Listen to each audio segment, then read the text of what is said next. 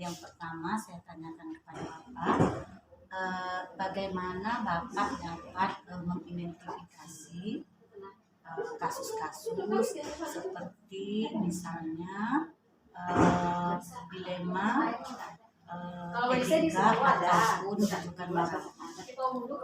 Kalau saya ya, ini kan pribadi ya, saya mengidentifikasinya mudah saja, Bu, tidak rumit. Karena kalau yang dilema etika itu kan cuman benar dengan benar. Jadi apapun yang kita putuskan dia tetap benar, cuman ada benar yang berdampak lebih luas, ada yang benar itu dampaknya lebih sedikit. Kemudian kalau yang rujukan moral itu otomatis benar salah. Jadi kalau waktu kita memutuskan satu ada yang salah, yang satu benar, itu berarti moral. Saya cuma itu saja mengidentifikasinya. Oh ini benar walaupun dengan alasan apapun ya, itu berarti rujukan moral. Tergantung kita saja yang mana kita pilih. Baik Bapak, terima kasih. Nah kemudian pertanyaan selanjutnya, mungkin dalam menjalankan pengambilan keputusan di sekolah Bapak, ya kan, tentu bagaimana caranya Bapak memutuskan di mana ada nilai-nilai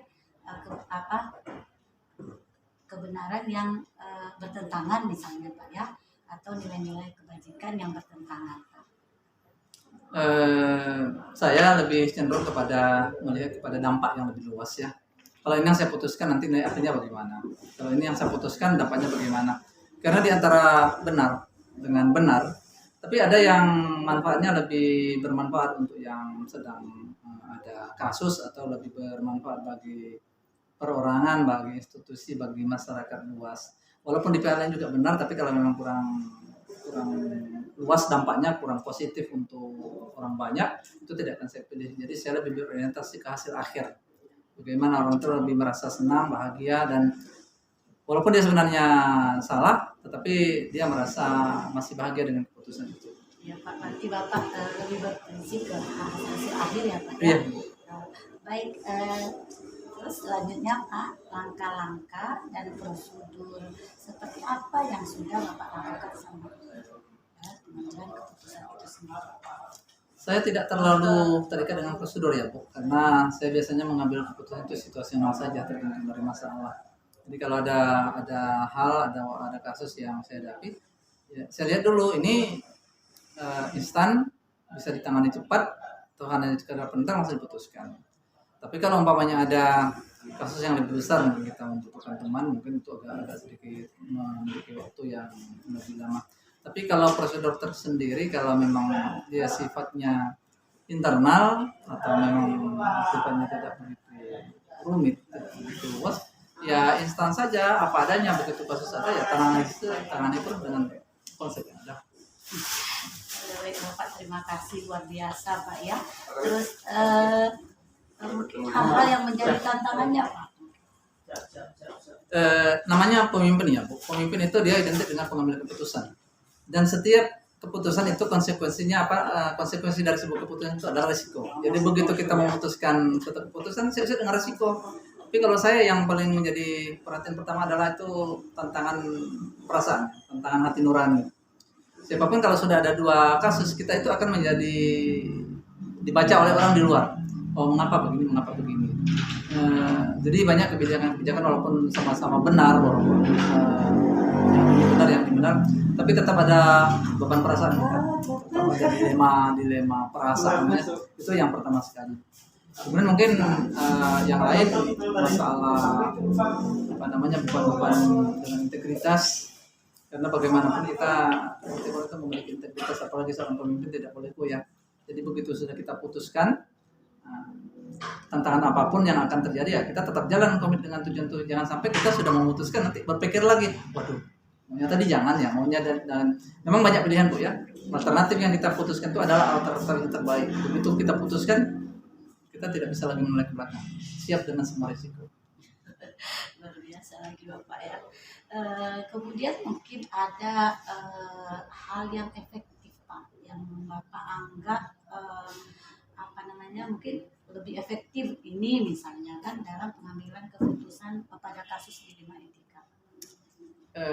Tidak ada satu alternatif yang efektif Bu ya, semua alternatif itu efektif sesuai dengan situasi, sesuai dengan kasusnya. Tapi kalau saya biasanya kalau memutuskan hal-hal yang bermasalah dengan ya, dilema etika, itu yang menjadi acuan saya pertama adalah perasaan. Perasaan saya yakin ini yang akan saya putuskan. Saya mau ini nanti hasil akhir, visi sekolah seperti ini, keadaan lingkungan seperti ini akan saya putuskan. Memang selalu ada apa namanya itu, ada konsekuensi, tapi itulah tadi eh, apa namanya konsekuensi dari seorang pemimpin. Di setiap pemimpin memang ada konsekuensi. Iya. Ya. Nah, selanjutnya nih Pak, maaf, masih ada lagi beberapa pertanyaan. Yang pertanyaan selanjutnya Pak, ya, apakah Bapak memiliki sebuah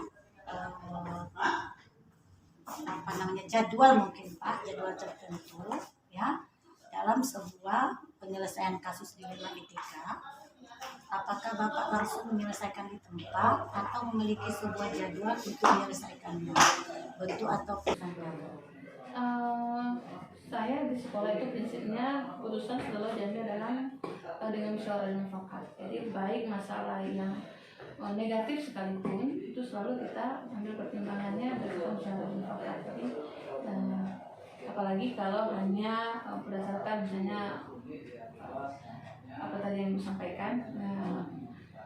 Kalau masalah terkait dengan masalah dilema etika Bu ya, ada yang sama-sama baik, tapi dasar pertimbangannya tadi berdasarkan musyawarah mufakat dan kebutuhan orang banyak. Nah, itu aja. Yang mana yang lebih berdampak pada keputusan untuk berarti prinsip prinsip itu adalah berdasarkan hasil akhir ya. Ya. Baik Bu. Nah, kemudian nih selanjutnya Bu, langkah-langkah atau prosedur apa yang sudah dilakukan selama ini dalam pengambilan keputusan itu sendiri? Kalau dibilang langkah-langkah atau prosedurnya, biasanya ketika kita berhadapan dengan kasus-kasus dilema seperti yang disampaikan tadi, biasanya saya selalu menyediakan waktu khusus untuk menyelesaikannya dengan melakukan penjadwalan. Setelah itu mengundang stakeholder yang terlibat yang dapat memberikan masukan, terutama warga sekolah, ada apa lagi yang terkait langsung dengan masalah dilema yang sedang dihadapi, dan melakukan musyawarah. Dengan pertimbangan tadi, hasil musyawarah harus berpihak kepada kepentingan orang banyak. Baik Ibu, mungkin dalam pengambilan keputusan tadi mungkin ada hal-hal yang dianggap efektif, apa saja misalnya? Kalau yang kita bilang efektif, pertama kalau musyawarah itu kita kan harus mengundang orang yang banyak ya, tetapi dampaknya lebih baik daripada ketika kita ambil keputusan langsung. Nah, dari keputusan berdua sumber, apalagi tidak melibatkan orang lain. Bagi saya efektif itu bukan pada proses, tapi pada hasil. Jadi kalau kita bilang pada proses, hanya dengan 1-2 orang kita ambil keputusan itu kan efektif. Tapi kalau kita undang untuk musyawarah mufakat tidak efektif, tapi hasilnya lebih efektif musyawarah mufakat daripada keputusan hanya 1-2 orang.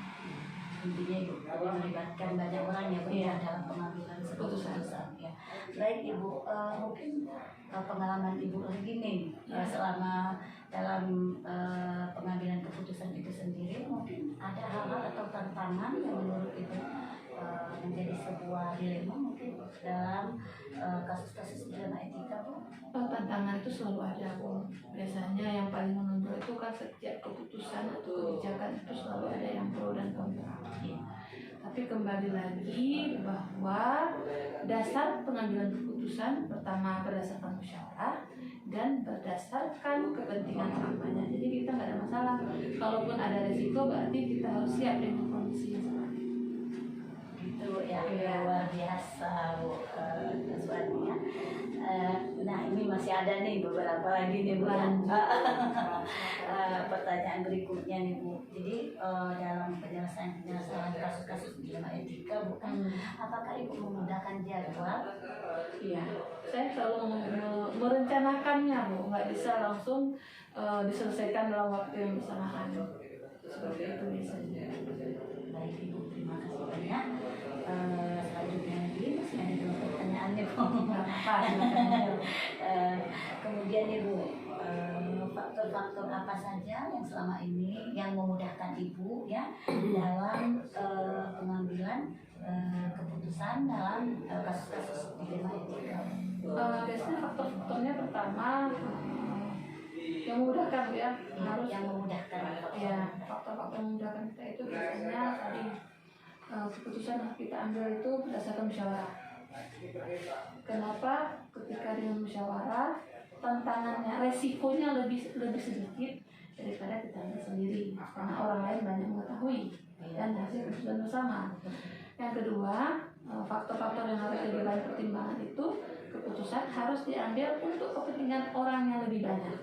Misalnya kalau hanya 1-2 orang diuntungkan sementara yang lain kurang beruntung, maka kita ambil keputusannya harus yang menguntungkan yang lebih banyak daripada yang 1-2 orang.